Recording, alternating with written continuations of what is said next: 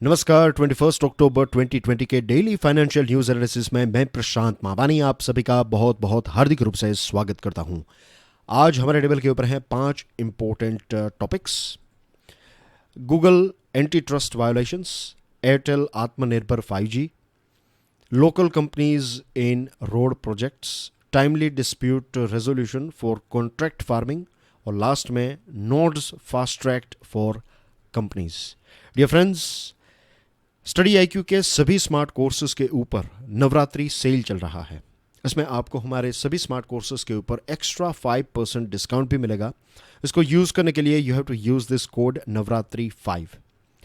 ये ऑफर 26 अक्टूबर तक ही वैलिड है, तो make the most out of this offer. Don't wait for 26। आज से ही एक रोबस्ट तैयारी की शुरुआत कर दीजिए। ज़्यादा जानकारी के लिए डाउनलोड करें हमारा मोबाइल एप्लीकेशन। आज के लेक्चर की पीडीएफ को डाउनलोड करना चाहते हैं, check out my Telegram channel. Video पसंद आता है then please hit the like button. Lecture को दूसरे स्टूडेंट्स के साथ शेयर ज़रूर करें और हमारी चैनल को सब्सक्राइब करना ना भूलें। फ्रेंड्स, अगर आपने हमारी चैनल को सब्सक्राइब कर लिया है, नोटिफिकेशन बेल को प्रेस कर दिया है, तो 3 और स्टूडेंट्स को स्टडी आईक्यू के बारे में ज़रूर बताइएगा। Google antitrust violations. The justice department on Tuesday sued Google for anti trust violations. USA का जो जस्टिस डिपार्टमेंट है, उन्होंने कल एक केस फाइल किया है गूगल के खिलाफ, और इस केस में जस्टिस डिपार्टमेंट का ये इल्ज़ाम है गूगल के ऊपर कि गूगल ने अपनी डोमिनेंट पोजीशन का दुरुपयोग किया है, इसको एब्यूज़ किया है, इसका गलत फ़ायदा उठाया है। गूगल जो है ये एक बहुत बड़ा सर्च इंजन है, हम सब जानते हैं, और इसी के साथ साथ एक बहुत बड़ा एडवर्टाइजमेंट का प्लेटफॉर्म भी है।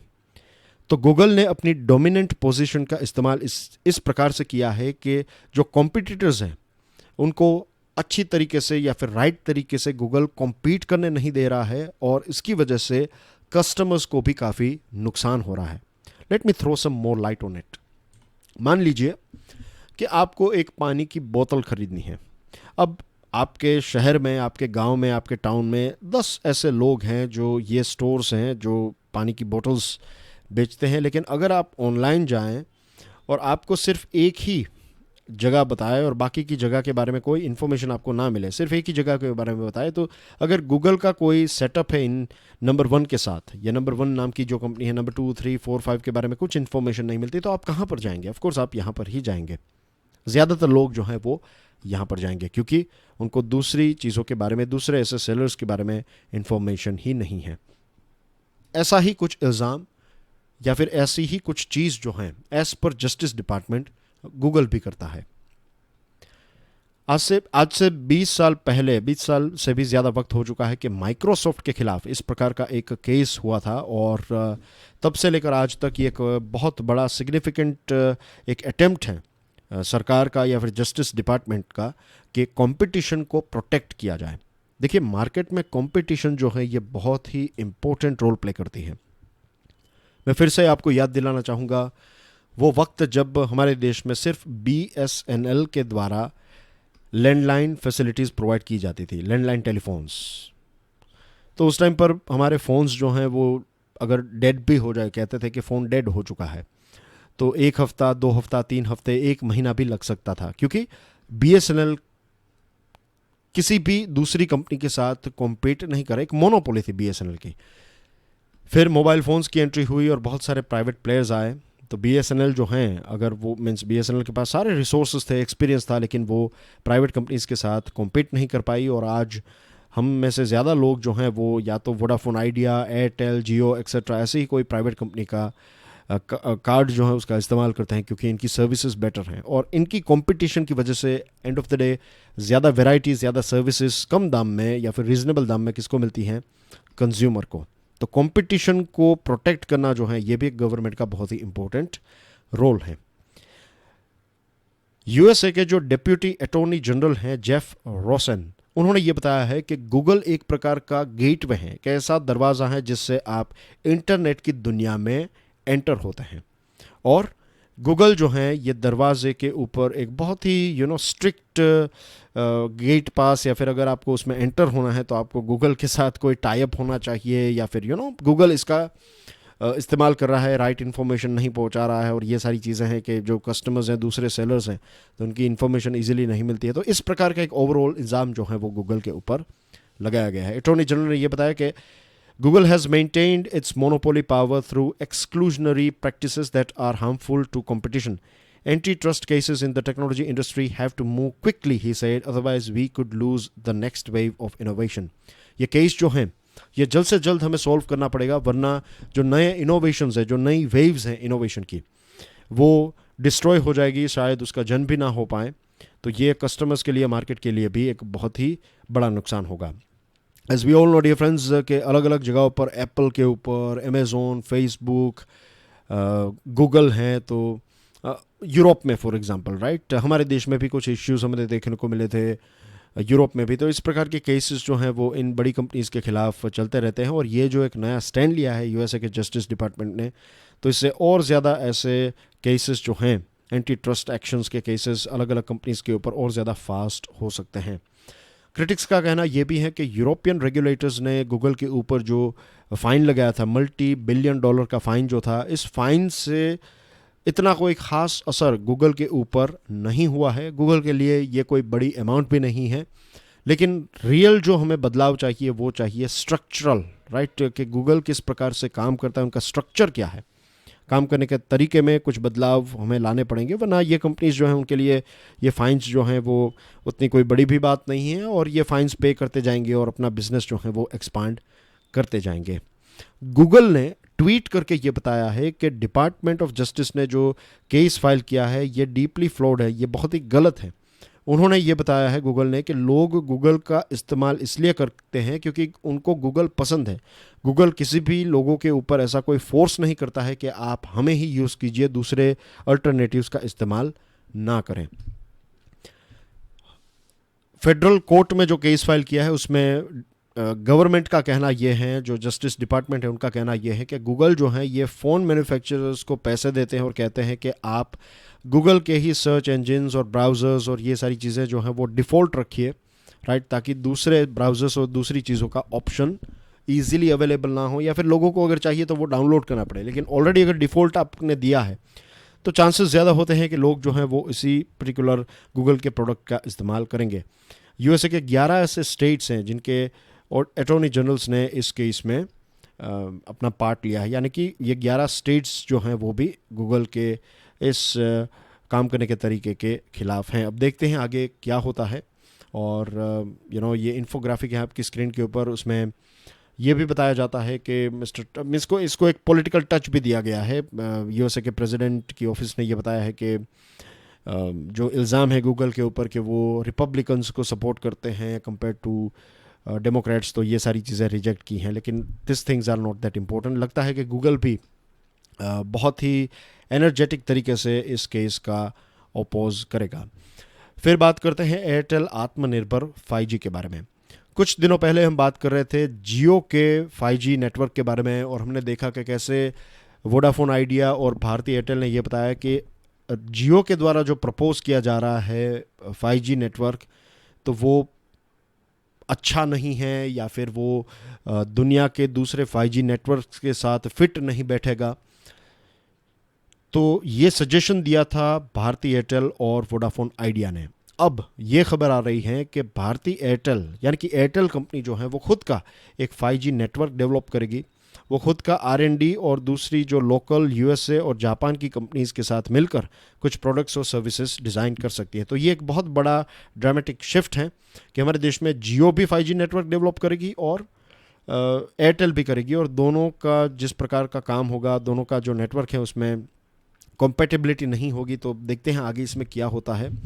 जैसे जियो खुद का एक IPR क्रिएट करना चाहता है, ऐसे ही एयरटेल भी अपना खुद का IPR क्रिएट करना चाहता है। और एयरटेल जो है वो सिर्फ 5G नहीं, लेकिन बहुत सारे ऐसे प्रोडक्ट्स, राइट, कुछ ऐसे जो 5G के लिए आपको जो भी प्रोडक्ट्स चाहिए, टेक्नोलॉजिकल प्रोडक्ट्स, तो उनका भी लोकल प्रोडक्शन करेगी यूएसए और भारत की कुछ कंपनीज़ के साथ मिलकर। यूएसए की फ्लेक्स का नाम आ रहा है, और भारत का जो तेजस नेटवर्क्स हैं उनके साथ मिलकर बहुत सारे प्रोडक्ट्स यहाँ पर डिज़ाइन करेगी। बेसिकली एयरटेल जो हैं वो इकोनॉमीज़ ऑफ स्केल अचीव करना चाहती है, यानी कि अगर प्रोडक्ट्स को हमारे देश में ही बनाया गया तो फिर उनकी कॉस्ट कम होगी। भारत को जिस प्रकार के प्रोडक्ट्स चाहिए उस प्रकार के प्रोडक्ट्स यहाँ पर यूएसए और जापान की कंपनीज के साथ मिलकर भारत में ही पैदा किए जाएंगे, ऐसा एयरटेल का प्लान है।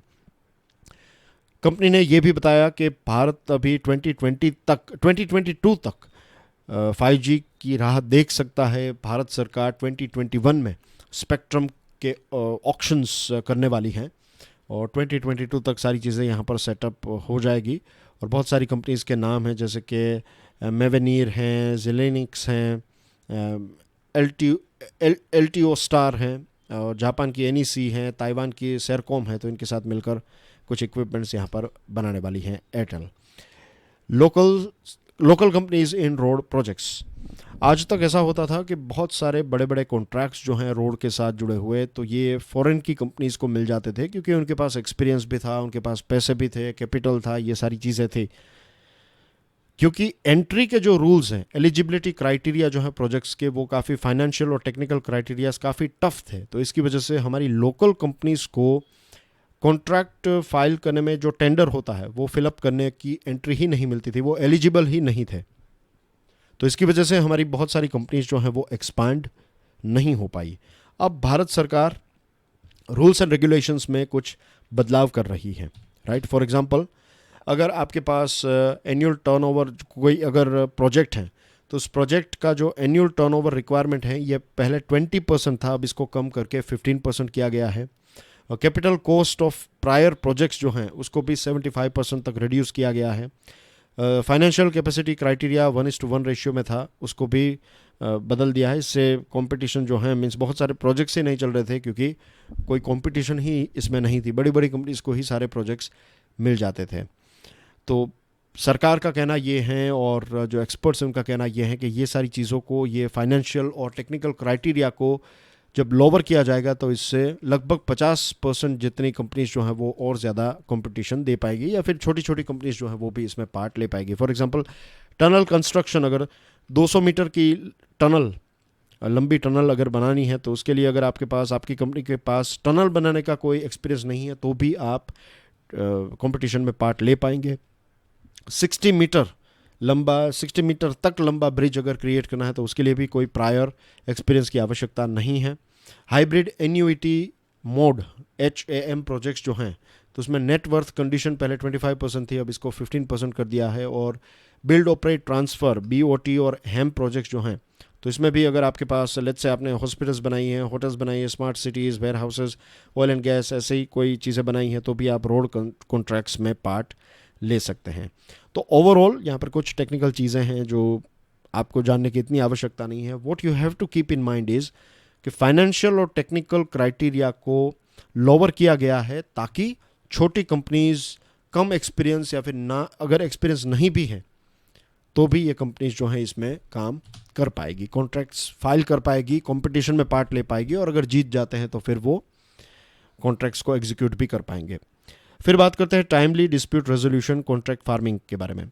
बहुत सारे किसान जो हैं उनका ये मानना था, खास करके उत्तर प्रदेश, पंजाब, हरियाणा के कुछ किसान जो हैं उनका कहना ये है कि ये जो कॉन्ट्रैक्ट फार्मिंग है इसकी वजह से इसके जो नया लॉ आया है और इन एग्रीमेंट्स जो हैं ये बड़े कॉरपोरेट्स के लिए हैं, फार्मर्स को इसमें नुकसान होगा। लेकिन इसके ऊपर क्लैरिफिकेशन देते हुए गवर्नमेंट ने time bound rules and procedures, जिससे आप कॉन्ट्रैक्ट फार्मिंग के साथ जुड़े हुए जो लॉज हैं तो उसको क्लैरिफाई किया है, और इसी के साथ जो डिस्प्यूट अगर होता है तो उसको कैसे सॉल्व किया जाएगा इसके ऊपर और ज़्यादा प्रकाश डाला है भारत सरकार ने।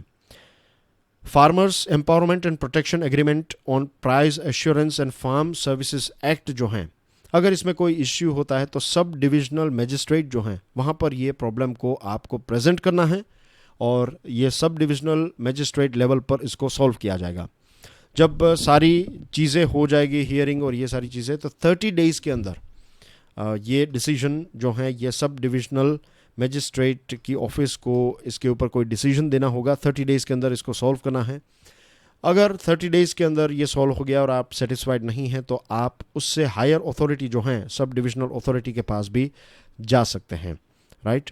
और अगर मान लीजिए कि आपकी एक ज़मीन का टुकड़ा ये है, तो इसमें ये वाला टुकड़ा जो है वो एक्स सब डिविजनल के तहत आता है और ये वाला टुकड़ा जो है ये वाई सब डिविजनल में आता है। तो जो बड़ा पोर्शन है, largest portion of the land जो है उसके ऊपर वाई का जुरिस्डिक्शन रहेगा। तो ये पूरी प्रॉपर्टी जो है उसका जो भी एक कॉन्ट्रैक्ट फार्मिंग के लेकर इश्यू जो है वो आपको ऑफिस वाई या फिर वाई सब डिविजनल के पास सॉल्व करना है।